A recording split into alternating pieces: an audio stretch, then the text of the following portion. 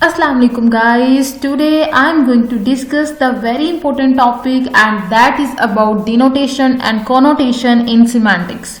In my previous videos I have discussed about the semantics and its relation with the other branches of linguistics. But today I am going to discuss the very important terms in semantics, and that are denotation and connotation. But video को start करने से पहले अगर आपको video अच्छी लगे तो मेरे चैनल को सब्सक्राइब कर दीजिएगा और इस वीडियो को लाइक और शेयर जरूर कीजिएगा। चलिए स्टार्ट करते हैं हम अपना आज का topic, and that is about the denotation and connotation. First of all let me tell you that what is denotation. Denotation basically it is the main or the literal meaning of a word that you find in the dictionary. Denotative meaning does not include the feelings or emotions that usually people attaches to the word. So denotation क्या है या फिर denotative meaning क्या है हमारे पास? Basically ये main या फिर literal meaning है किसी भी word का जो हम जब search करते हैं तो हमें dictionary से easily मिलता है।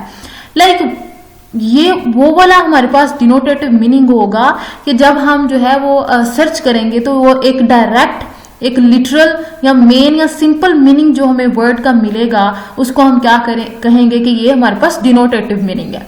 डिनोटेटिव मीनिंग के अंदर जो है वो फीलिंग्स या इमोशंस जो है वो इंक्लूड नहीं होते, ठीक है, क्योंकि ये लिटरल मीनिंग है, ये एक डायरेक्ट डेफिनेशन है वर्ड की, ठीक है, एक डायरेक्ट मीनिंग है किसी भी वर्ड का।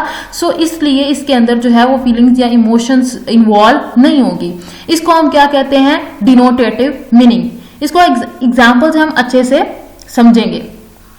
डिनोटेटिव मीनिंग को हम लिटरल मीनिंग होने के साथ साथ हम इसको क्या क्या कह सकते हैं? हम इसको it is also known as the actual, conceptual, logical, cognitive and primary meaning of the word. So denotative meaning को हम जो है ये फर्दर कैटेगरीज में भी लेके आ सकते हैं। लाइक डिनोटेटिव मीनिंग को हम कंसेप्चुअल मीनिंग भी कह सकते हैं, एक्चुअल मीनिंग भी, लॉजिकल, कॉग्निटिव और प्राइमरी मीनिंग ऑफ वर्ड भी हम जो है वो यानी कि प्राइमरी मीनिंग भी हम क्या कह सकते हैं? डिनोटेटिव मीनिंग को हम कह सकते हैं, या फिर ये सारी जो डिनोटेशन में आ जाती हैं, ठीक है। एग्जाम्पल में अगर हम देखें डिनोटेटिव मीनिंग की एग्जाम्पल में देखें तो हमारे पास एग्जाम्पल है होम। हमारे पास एक वर्ड है ये होम। अब मैंने इसको सर्च किया डिक्शनरी में तो इसकी जो डायरेक्ट डेफिनेशन मेरे पास आई वो ये थी कि it refers to the place where you live और एन अपार्टमेंट। सो होम क्या है कि ये एक बिल्डिंग है, ठीक है, यहाँ वो प्लेस है जहां जिसमें आप रहते हैं, ठीक है, यहाँ फिर ये एक अपार्टमेंट है, ये बिल्डिंग है, ये कंस्ट्रक्शन है, ठीक है। सो इसकी डेफिनेशन में अगर हम देखें होम की इस डेफिनेशन में तो हमें कहीं भी इमोशन या फीलिंग्स की जो इन्वॉल्वमेंट है वो हमें नजर नहीं आ रही, ठीक है, क्योंकि इसमें हम देखिए हमारे पास डिनोटेटिव मीनिंग हुआ क्योंकि ये एक डायरेक्ट मीनिंग है किसी भी वर्ड का, ठीक है। सो होम को अगर सर्च करें डिक्शनरी में तो हम इस तरह से इसकी डेफिनेशन हमें मिलेगी, सही है। इसी तरह हमारे पास दूसरा वर्ड है हॉट।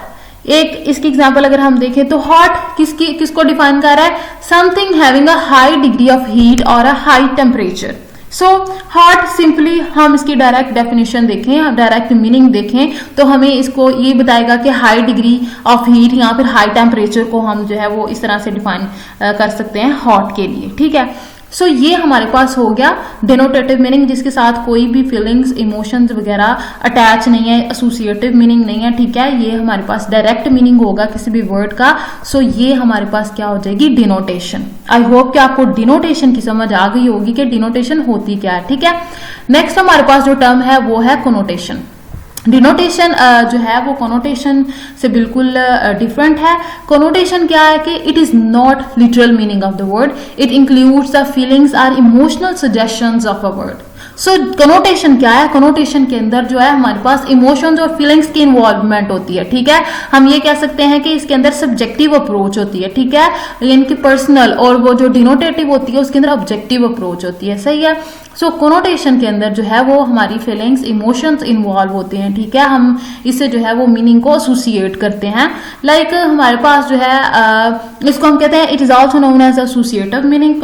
कनोटेशन को या कनोटेटिव मीनिंग को हम एसोसिएटिव मीनिंग भी कहते हैं। इसकी एग्जांपल में अगर हम देखें तो हमारे पास वही मेरे पास एक वर्ड है होम, तो इसके साथ हम फीलिंग्स या इमोशंस को अगर अटैच करें तो हमारे पास इसकी कुछ इस तरह से डेफिनेशन होगी कि जैसे the place for safety, comfort and sense of belonging. So home को हम यूज करेंगे सेफ्टी के लिए, कंफर्ट के लिए और सेंस ऑफ बिलोंगिंग के लिए। लाइक हमारी इसके साथ एक स्पेशल अट्रैक्शन होगी, ठीक है। ये ऐसी प्लेस होगी जिससे हमें कंफर्ट मिलता है, जिसमें हम खुद को सेफ फील करते हैं। सो ये सारी जो हमारे फीलिंग्स और इमोशंस इसके साथ अटैच हो रहे हैं, ये इसको कोनोटेटिव मीनिंग बना रहे हैं, ठीक है। इसी तरह सेकेंड वन है हॉट। सो हॉट को अगर हम देखें तो connotation of hot refers to the attractiveness of a person. So ऊपर हमने देखा कि हमने हॉट को क्या लिया था कि सिंपल हाई टेम्परेचर में हम इसको लेके आ रहे थे, जो उसका डायरेक्ट मीनिंग था।